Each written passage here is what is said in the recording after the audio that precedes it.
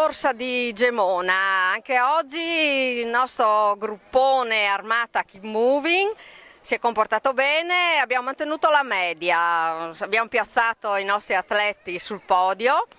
E dalla prima di questa edizione di Coppa Friuli che stiamo andando benissimo, quindi mettiamo bene a frutto tutti i nostri allenamenti. Bella corsa, duretta, c'erano le salite, c'era il caldo, quindi un po' così. Qualcuno avrà sofferto, ma abbiamo raccolto con le nostre sofferenze anche oggi. Sentiamo qualche pressione. Paoletta, com'è andata? Dai. Bene. Bene, tutto a posto, molto bene. Ti è piaciuto? Le salite però fatica, comunque bene, sono contenta. Lo conoscevi già il percorso? Sì, avevo già fatto 2 anni fa, comunque bene, sono contenta. Ottimo. Grazie. Vediamo un maschietto adesso, un maschietto Alex. Com'è andata? Lo conoscevi la prima volta che lo fai? No, è la prima volta che faccio questa gara qua.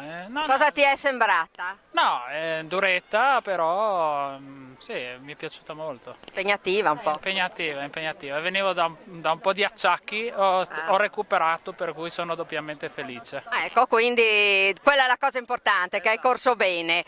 Per la prossima tappa speriamo di mantenere sempre questa media, soprattutto mi dispiace per i maschietti, ma le femminucce si comportano sempre meglio, quindi è un'esortazione per i nostri maschi a darci dentro, ma impegnarsi di più, dai, insomma. No, non vi farete sempre superare da noi femminucce, no? Allora, c'è qualcuno che vuole raccontarci qualcosa? Tu? Dai. Allora, Com'è andata? bene. Lo conoscevi già? No, mai fatta La prima volta che fai Gemona? Come ti è sembrato? Bella, mi è piaciuta, impegnativa, ma gran soddisfazione. Soprattutto perché mi ha passato prima della salita e quindi soddisfatta, se non altro per quello. No, scherzo. Fatica, però Un po' di bella. fatica. Bella. E comunque, insomma, sono tutti soddisfatti. Direi che possiamo.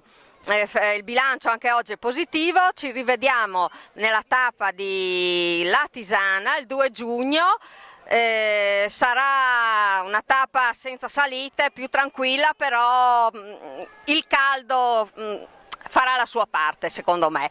Ci vediamo alla prossima, ciao!